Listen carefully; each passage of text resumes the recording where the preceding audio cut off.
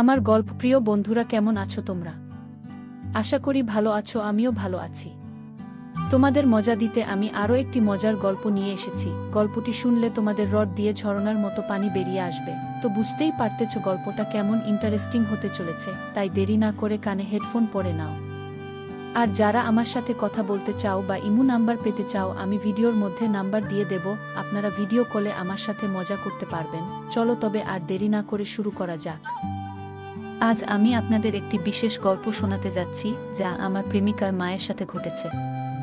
একদিন আমি আমার প্রেমিকার মাকে বোঝানোর চেষ্টা করছিলাম, আন্টি, আমি তো আপনার ছেলের মতোই, এসব কি ঠিক হচ্ছে? তখন তিনি হেসে বললেন, তুমি আমার ছেলের মতো, কিন্তু তুমিই তো আমার ছেলে নও। আমি তোমাকে অনেক পছন্দ করি। আমার স্বামী চলে যাওয়ার পর থেকে আমি খুব একা হয়ে গেছি। কারো সঙ্গের খুব দরকার অনুভব করি, তাই তুমি পারো আমার এই একাকী দূর করতে। আমি একটু বিভ্রান্ত হয়ে বললাম, কিন্তু আন্টি, আমি তো আপনার মেয়েকে ভালোবাসি। এটা কিভাবে সম্ভব? তিনি গভীরভাবে তাকিয়ে বললেন, আমি জানি তুমি আমার মেয়েকে ভালোবাসো, কিন্তু আমার জীবনেও কিছু চাওয়া পাওয়া আছে। আমি আর একাকিত্ব শুতে পারছি না, আর আমি জানতে চাই তুমি আমার মেয়ের জন্য উপযুক্ত কিনা। এসব বলে আন্টি আমাকে, হ্যালো বন্ধুরা, স্বাগতম আমাদের আজকের একটি বিশেষ গল্পে। আশা করি এই গল্পটি আপনাদের মন ছুঁয়ে যাবে। আমি ঈশান, আমি ছোট্ট একটি শহরে বড় হয়েছি। আজ আমি আপনাদের আমার জীবনের একটি স্মরণীয় অভিজ্ঞতার কথা বলতে যাচ্ছি। এটি তখনকার ঘটনা, যখন আমি কলেজের সেকেন্ড ইয়ারে পড়ি। আমার পাশের বাড়িতে অনিকা নামের একজন ভদ্রমহিলা থাকতেন। তার বয়স ছিল প্রায় 40 এবং তিনি একজন বিধবা। তার স্বামী একটি দুর্ঘটনায় মারা গিয়েছিলেন। তাকে আমি আন্টি বলে ডাকতাম। অনিকা আন্টি তার মেয়ে তিথি এবং বড় ছেলে রাজেশকে নিয়ে থাকতেন। রাজেশ শহরে চাকরি করত, আর তিথি তখন 10ম শ্রেণীতে পড়ত। অনিকা আন্টি প্রায়ই আমাকে সন্ধ্যাবেলায় তিথিকে পড়ানোর জন্য ডাকতেন।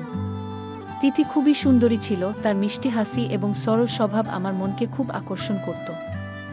আমি মনে মনে তাকে ভালোবেসে ফেলেছিলাম। অন্যদিকে তিথির চোখেও আমি বিশেষ কিছু অনুভব করতাম। একদিন বিকেলে তিথি ছাদে ছিল, আর আমি তাকে পড়ানোর জন্য তাদের বাড়িতে গিয়েছিলাম। তখন অনিকা আন্টি আমাকে ডেকে আলাদা করে বললেন, তোমার সাথে একটা কথা বলার আছে। তুমি তিথিকে খুব যত্ন করে পড়াচ্ছ। আমি সেটা দেখছি। তবে আমি জানতে চাই, তুমি আমার মেয়ের ভবিষ্যতের জন্য উপযুক্ত কিনা। তিথির চোখ যেন সবসময় আমাকে খুঁজে বেড়াত। যখনই সে আমাকে দেখত, তার ঠোঁটের কোণে একটি মিষ্টি হাসি ফুটে উঠত। আমি বুঝতে পারতাম আমাদের দুজনের মধ্যে ধীরে ধীরে এক অদ্ভুত সম্পর্ক তৈরি হচ্ছে, যা এক ধরনের অনুভূতির জন্ম দিচ্ছিল। একদিন আমি তিথিকে পড়ানোর জন্য তাদের বাড়িতে গিয়েছিলাম। পড়ানোর ফাঁকে ভুলবশত আমার মোবাইল ফোনটি সেখানে রেখে চলে আসি। বাড়ি ফেরার কিছুক্ষণ পর মা আমাকে ডাক দিয়ে বললেন, তিথির মা ফোন করেছিল, তুমি তোমার মোবাইল ওখানে ফেলে এসেছ, এখন ওখান থেকে গিয়ে নিয়ে আসো। আমি একটু ভয় পেয়ে গেলাম, কারণ মা লাপরোয়াভাবে মোবাইল রেখে আসার জন্য আমাকে ইতিমধ্যেই বকাঝকা করছিলেন। যাই হোক, আমি তিথির বাড়ি গেলাম ফোন আনতে। দরজায় পৌঁছানোর সঙ্গে সঙ্গে তিথির মা অনিকা আন্টি আমাকে দেখে মৃদু হেসে বললেন, ঈশান, তোমার ফোনে অনেক ভালো সিনেমা রয়েছে। আমি অবাক হয়ে গিয়েছিলাম। আমার ফোনে সত্যিই অনেক সিনেমা ছিল, তবে কোনো সিনেমার কথা অনিকা আন্টি বলছেন তা বুঝতে পারছিলাম না। তাই আমি অন্যমনস্ক ভান করে বললাম, ধন্যবাদ অনিকা, কিন্তু আপনি কোনো সিনেমার কথা বলছেন? অনিকা মুচকি হেসে উত্তর দিলেন, যে সিনেমার গল্পগুলো মানুষকে নিজের জীবনের কথা মনে করিয়ে দেয়। আমি তার কথার অর্থ বুঝতে চেষ্টা করছিলাম। তিথি তখন ছাদে দাঁড়িয়ে আমাদের কথোপকথন দেখছিল, এবং তার মিষ্টি হাসি আরও উজ্জ্বল হয়ে উঠছিল। অনিকা আমার ফোনটি আমার হাতে তুলে দিয়ে বললেন, ঈশান, ফোনে পাসওয়ার্ড লাগিয়ে রাখলে ভালো হয়। আমি মৃদু হাসি দিয়ে বললাম, ঠিক আছে অনিকা আন্টি, ধন্যবাদ। এরপর ফোন নিয়ে বাড়ি চলে এলাম। রাতে খাওয়া দাওয়ার পর বিছানায় শুয়ে পড়লেও ঘুম যেন আমার চোখ থেকে দূরে ছিল।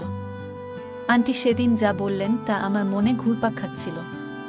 তার কথাগুলো যেন কোনো ইঙ্গিতবাহী ছিল, যা আমাকে অস্বস্তি দিচ্ছিল। এরপর থেকে আন্টি আমার প্রতি অদ্ভুতভাবে মনোযোগ দিতে শুরু করলেন। কখনো ছাদে, কখনো গলিতে, আবার কখনো অপ্রত্যাশিতভাবে বাড়িতে ডেকে আমাকে কথা বলতেন। তার আচরণে আমি মাঝে মাঝে বিভ্রান্ত হয়ে পড়তাম। একদিন সন্ধ্যায় আমি তিথিকে পড়াতে তাদের বাড়িতে গিয়েছিলাম। বাড়ি ঢুকতেই আন্টি বললেন, আজ তিথি বাড়িতে নেই, ও তার কাকুর বাড়ি গেছে। সকালে ওর কাকা এসে নিয়ে গেছেন। আমি বললাম, তাহলে তো আজ আর পড়ানো হবে না। আমি তাহলে উঠি। আন্টি বললেন, যেহেতু এসেই পড়েছ, বসো, আমি চা বানিয়ে আনছি, একসঙ্গে একটু গল্প করি। তার কথায় সম্মতি জানিয়ে আমি বসে পড়লাম এবং টিভি চালিয়ে দিলাম। বাড়িতে সেদিন আমরা দুজন ছাড়া আর কেউ ছিল না। কিছুটা অস্বস্তি হলেও আমি সেটা চেপে রাখার চেষ্টা করছিলাম। কিছুক্ষণ পর আন্টি চায়ের কাপ নিয়ে এলেন। চা দেওয়ার সময় তিনি হঠাৎ আমার হাত ধরে বললেন, তোমার হাতটা খুব মোলায়েম। এই কথায় আমি খানিকটা ঘাবড়ে গেলাম। তার চোখে এক অদ্ভুত দৃষ্টিভঙ্গি ছিল যা আমাকে কিছুটা বিচলিত করল। আমি সেই মুহূর্তে পরিস্থিতি সামলে নিয়ে দ্রুত চা শেষ করে বললাম, ঠিক আছে আন্টি, আমি এখন উঠি, কাল আবার আসব। এরপর দ্রুত তাদের বাড়ি থেকে বেরিয়ে এলাম। আন্টি মৃদু হেসে আমার পাশে এসে বসে বললেন, ঈশান, আজ আমাকে বাজারে যেতে হবে, তুমি কি আমার সঙ্গে যাবে? আমি বললাম, আন্টি, আজ আমার কিছু কাজ আছে, তাই আমাকে এখন বাড়ি ফিরতে হবে। তিনি মৃদু হাসি দিয়ে বললেন, ঠিক আছে, তোমার কাজ সেরে নেও, ফ্রি হলে আমাকে জানিও। আমি চায়ের কাপ টেবিলে রেখে উঠে দাঁড়ালাম। বললাম, ঠিক আছে আন্টি, আমি এখন যাই, পরে দেখা হবে। এরপর দ্রুত বাড়ি ফিরে আসি। বাড়িতে এসে আন্টির সম্পর্কে ভাবতে লাগলাম। মনে হচ্ছিল, আন্টি কেন এমন আচরণ করছেন? তার কি কোনো বিশেষ উদ্দেশ্য আছে, নাকি আমি অযথা বেশি ভেবে ফেলছি? নিজেকে বোঝানোর চেষ্টা করলাম, ঈশান, হয়তো তুই ভুল বুঝেছিস। আন্টি তো কেবল ভদ্রভাবে কথা বলেন। হয়তো আমি নিজেই অকারণে ভুল অর্থ বের করছি, কিন্তু এই চিন্তা মাথা থেকে সরাতে পারছিলাম না। ঠিক তখনই মা আমার ঘরে এসে বললেন, ঈশান, বাজার থেকে কিছু জিনিস আনতে হবে, তাড়াতাড়ি গিয়ে নিয়ে আয়। আমি বললাম, ঠিক আছে মা, আমি এখনই যাচ্ছি। এমন সময় আন্টি মায়ের ফোনে কল করলেন।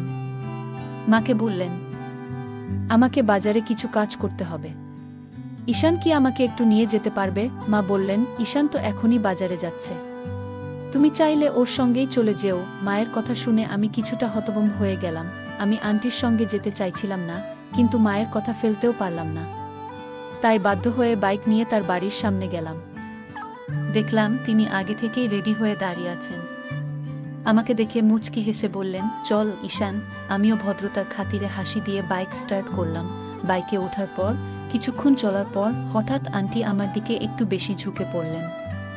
আমি বললাম, আন্টি, একটু ঠিকভাবে বসুন। তিনি বললেন, বাইক চালানোর সময় খুব ভয় লাগে, তাই কাছে থাকতে ইচ্ছে করে। আমি কি বলবো বুঝতে পারছিলাম না। নিজেকে যতটা সম্ভব শান্ত রেখে গন্তব্যে পৌঁছানোর চেষ্টা করতে লাগলাম। বাইকে যাওয়ার সময় অনিকা আন্টি আমার পেছনে শক্ত করে ধরেছিলেন। তিনি বললেন, বাইক চলার সময় খুব ভয় লাগে, তাই একটু শক্ত করে ধরে আছি। তার কথা শুনে আমি কিছু না বলে চুপ করে গেলাম। পুরো পথ জুড়ে তিনি এমনভাবেই ধরেছিলেন যা আমাকে বেশ অস্বস্তিতে ফেলেছিল, তবে কিছু বলার মতো অবস্থায় ছিলাম না। কিছুক্ষণ পর আমরা বাজারে পৌঁছে গেলাম। আমি বললাম, আন্টি, আপনাকে যা যা কেনাকাটা করতে হবে করুন, আমি অন্য দোকানে গিয়ে আমার প্রয়োজনীয় জিনিস কিনে নিই। আপনার কেনাকাটা শেষ হলে আমাকে কল করুন, আমি এসে আপনাকে নিয়ে যাব। তবে আন্টি বললেন, না না, আমি বেশি কিছু কিনব না, তুমি আমার সঙ্গেই থাকো। তার কথায় আমি বাধ্য হয়ে থেকে গেলাম। এরপর তিনি একটি কাপড়ের দোকানে ঢুকলেন এবং বিভিন্ন ধরনের পোশাক দেখতে শুরু করলেন। হঠাৎ তিনি একটি নরম হালকা নাইট ড্রেস নিয়ে নিজে পরীক্ষা করতে শুরু করলেন এবং আমাকে দেখিয়ে বললেন, ঈশান, বলো তো, এটি কেমন লাগছে? আমি একটু অপ্রস্তুত হয়ে বললাম, আন্টি, এসব বিষয়ে আমার তেমন ধারণা নেই, আপনি যা ভালো মনে করেন তাই কিনে নিন। আন্টি হেসে বললেন, কেন? কাল যখন তোমার বিয়ে হবে তখন কি তোমার স্ত্রীকে এই ধরনের কিছু কিনে দেবে না? তার কথা শুনে আমি চুপ করে গেলাম। এরপর তিনি একটি লাল রঙের নাইট ড্রেস পছন্দ করলেন এবং সেটি কিনে নিলেন। আমি অপ্রস্তুতভাবে বললাম, আন্টি, আপনার তো স্বামী নেই, এই ধরনের পোশাক পরে আপনি কাকে দেখাবেন? আন্টি মুচকি হেসে বললেন, স্বামী নেই বলে কি আমার কোনো অনুভূতি থাকতে পারে না? তার এই কথায় আমি আর কোনো উত্তর দিতে পারলাম না। মনের মধ্যে এক অদ্ভুত অস্বস্তি নিয়ে আমি নিজের দিকে তাকিয়ে রইলাম। সন্ধ্যা ঘনিয়ে এসেছিল। আমি বাজার থেকে আমার বাড়ির প্রয়োজনীয় জিনিসপত্র কিনে বাড়ি ফিরলাম। মা তখন রাতের খাবার প্রস্তুত করছিলেন। খাবার খেয়ে নিজের বিছানায় শুয়ে পড়লাম। হঠাৎ আমার ফোন বেজে উঠল। ফোনের ওপারে ছিলেন আমার আন্টি। তিনি বললেন, তুমি কি আমার বাড়ি একটু আসতে পারবে? আমি ক্লান্তির অজুহাত দিয়ে বললাম, আন্টি, আমি তো সবে খাওয়া শেষ করেছি, খুব ক্লান্ত লাগছে। আজ আর সম্ভব নয়। যদি বিশেষ কোনো দরকার না থাকে তাহলে কাল দেখা করব। তিনি মৃদু হেসে বললেন, ঠিক আছে, তুমি বিশ্রাম নাও, কাল এসে দেখা করো। আমি শুয়ে শুয়ে আন্টির মেয়ে তিথির কথা ভাবতে লাগলাম। ওকে আমার খুব ভালো লাগে। মনে হয় ওর প্রতি আমার বিশেষ অনুভূতি তৈরি হয়েছে। ওর অনুপস্থিতিতে সময় যেন থমকে থাকে। নিজেই ভাবতে লাগলাম, তিথি যদি ওর চাচার বাড়ি থেকে ফিরে আসে তাহলে আমি আমার মনের কথা ওকে জানাবো। ও কি উত্তর দেবে সেটা ভেবে আমি দোটানায় পড়ে গেলাম। এসব ভাবতে ভাবতে কখন যে ঘুমিয়ে পড়লাম বুঝতেই পারিনি। সকালে ঘুম ভাঙতেই দেখি আন্টির একটা শুভ সকাল জানানো মেসেজ মোবাইলে এসেছে। মেসেজ পড়ে আমার মনের ভিতর অস্বস্তি শুরু হলো। আমি দ্রুত মোবাইলটা বন্ধ করে দিলাম যাতে আর কোনো ঝামেলায় না পড়ি। আমি এখন আন্টির ডাকে একটু এড়িয়ে চলতে শুরু করেছি। সকালে ঘুম থেকে উঠে সোজা বাথরুমে গিয়ে ফ্রেশ হলাম। গোসলের পর মনে হলো বন্ধুদের সঙ্গে সময় কাটানোর জন্য একটু বাইরে যাওয়া যাক। তাই তাড়াতাড়ি তৈরি হয়ে মোবাইল চালু করলাম বন্ধুকে ফোন দেওয়ার জন্য। কিন্তু ফোন অন করতেই দেখি আন্টির 15-20টা মিসড কল। পরিস্থিতি বুঝে দ্রুত বন্ধুকে কল করলাম, তারপর ফোন আবার বন্ধ করে পকেটে রেখে দিলাম। আমি বন্ধুর সঙ্গে সিনেমা হলে গিয়ে একটা সিনেমা দেখলাম। রাত বাড়লে বাড়ি ফিরে এলাম আর মা রেগে আমাকে বলল, ফোন বন্ধ করে রাখার কি দরকার ছিল? আমি তো তোকে কতবার কল করেছি। আমি বললাম, মা, মনে হয় ব্যাটারি ডাউন হয়ে গিয়েছিল। কিছু দরকার ছিল কি? মা বললেন, আমার তো কিছু দরকার ছিল না, কিন্তু তোর আন্টি মানে তিথির মা বারবার আমাকে ফোন করে তোকে খুঁজছিল, তাই আমি তোকে বারবার কল করছিলাম। আমি মাকে একটা অজুহাত দিলাম, মা, আমি তো আজ খুব ক্লান্ত, ঘুম দরকার, এখনই যেতে পারবো না। মা আমাকে বোঝানোর চেষ্টা করলো, একবার তার বাড়ি গিয়ে দেখে আয়, হয়তো জরুরি কিছু দরকার। আমি মাকে বললাম, কাল সকালে যাব, আজ একটু বিশ্রাম দরকার। মা দীর্ঘশ্বাস ফেলে বলল, যেমন ইচ্ছা, কিন্তু মানুষের সাহায্য করতে দেরি করিস না বাবা। আমি মায়ের কথা শুনে ভাবতে লাগলাম, হয়তো মায়ের কথাটা ঠিক, কিন্তু আজকের জন্য এড়িয়ে গিয়ে ঘুমানোর সিদ্ধান্ত নিলাম। আন্টির স্বামী নেই, ছেলে অনেক দূরে থাকে আর মেয়েটি চাচার বাড়িতে গেছে। তিনি একেবারে একা। মা আমাকে বারবার বোঝালেন, একবার গিয়ে দেখে আয়, হয়তো কোনো দরকারে ডেকেছে। মায়ের কথা রাখতে আমি বাধ্য হলাম এবং আন্টির বাড়ির দিকে রওনা হলাম। আমি দরজায় বেল দিলাম আর আন্টি দ্রুত এসে দরজা খুললেন। ওনাকে দেখে আমি অবাক হয়ে গেলাম। তিনি সেই পোশাকটি পরেছিলেন যেটি আমরা গতকাল শপিং মলে গিয়ে কিনেছিলাম। তিনি হেসে বললেন, এসো ঈশান, তোমার জন্য অপেক্ষা করছিলাম। আর বলো তো, তোমার ফোন বন্ধ ছিল কেন? আমি বললাম, আন্টি, ফোনের ব্যাটারি ডাউন হয়ে গিয়েছিল। তিনি আমাকে বসতে বললেন। আমি সোফায় বসে জিজ্ঞাসা করলাম, আন্টি, কোনো প্রয়োজন ছিল কি? তিনি হেসে বললেন, না, তেমন কিছু নয়, একটু একা একা লাগছিল, তাই তোমাকে ডেকেছি। আমি বললাম, আচ্ছা, একা লাগছিল তো মাকে ডাকতে পারতেন। আমার কি দরকার? তিনি মুচকি হেসে বললেন, তুমি কি আমার সঙ্গে 1 কাপ চা খেতে পারবে না? আমি মাথা নাড়লাম। তিনি চা বানাতে গেলেন। কিছুক্ষণ পর তিনি 2 কাপ চা নিয়ে এলেন। চা খেতে খেতে আমি কিছুটা অস্বস্তি অনুভব করতে লাগলাম। চা শেষ করার পর আমার শরীরে অদ্ভুত একটা ক্লান্তি নেমে এলো আর আমি অজান্তেই ঘুমিয়ে পড়লাম। কিছুক্ষণ পরে ঘুম ভাঙতে দেখি আন্টি বাথরুম থেকে বের হচ্ছেন। আমি অদ্ভুত এক অনুভূতিতে ঘিরেছিলাম। শরীর জুড়ে একটা অস্বস্তি ছিল। আমি বললাম, আন্টি, আমি কতক্ষণ ঘুমিয়েছিলাম? তিনি বললেন, 3-4 ঘন্টা তো হয়ে গেল। আমি অবাক হয়ে বললাম, তাহলে আপনি আমাকে জাগালেন না কেন? তিনি হেসে বললেন, তুমি ঘুমিয়ে এত শান্ত আর সুন্দর লাগছিলে যে তোমাকে জাগানো ঠিক মনে হয়নি। এই কথা বলে তিনি আমার পাশে বসে আমার হাত ধরলেন এবং বললেন, ঈশান, আমি তোমাকে খুব পছন্দ করি। আমি সঙ্গে সঙ্গে তার হাত ছাড়িয়ে উঠে দাঁড়ালাম। গম্ভীর স্বরে বললাম, আন্টি, আপনি কি বলছেন? আপনি তো মায়ের মতো। এমন ভাবনা কিভাবে আপনার মাথায় এলো? এই কথা বলে আমি দ্রুত বাড়ি ফিরে এলাম। ঘরে এসে শুয়ে পড়লাম, কিন্তু শরীরের অস্বস্তি কাটছিল না। মাথায় হাজারো প্রশ্ন ঘুরপাক খেতে লাগলো। আসলে আমার সঙ্গে কি হয়েছে? ঠিক তখনই মা ঘরে এলেন এবং বললেন, তুমি এত দেরি করলে কেন? আমি তো অনেকক্ষণ ধরে তোমার জন্য অপেক্ষা করছিলাম। প্রথমে তো যেতে চাইছিলে না, আর এখন গিয়ে এতক্ষণ কি করছিলে? আমি কোনো উত্তর না দিয়ে শুয়ে রইলাম। রাতে মা বললেন, খাওয়া শেষ করো, অনেক রাত হয়ে গেছে। আমি মাথা নিচু করে বললাম, মা, আমার খিদে নেই। আমার খিদে তৃষ্ণা সব চলে গেছে। খাবার না খেয়েই আমি ঘুমিয়ে পড়লাম। সকালে ঘুম ভেঙে দেখি আন্টির একটি গুড মর্নিং মেসেজ এসেছে। মেসেজটি দেখার আগে ফোন ভেঙে ফেলতে ইচ্ছে করছিল। হঠাৎ মা ডাক দিয়ে বললেন, তাড়াতাড়ি নাস্তা করো, রাতেও কিছু খাসনি। আমি বললাম, মা এখনো খিদে নেই, যখন খিদে লাগবে তখন খাবো। মা আমার কথা শুনে চলে গেলেন। কিছুক্ষণ পরে আবার আন্টির মেসেজ এলো, সঙ্গে একটি ছবি। ছবিতে আমি এবং আন্টি ছিলাম। এর পরপরই ফোন বেজে উঠল। আন্টি বললেন, যদি 15 মিনিটের মধ্যে আমার বাড়ি না আসো, তাহলে এই ছবি আমি তোমার মাকে পাঠিয়ে দেব। আমি আতঙ্কিত হয়ে পড়লাম।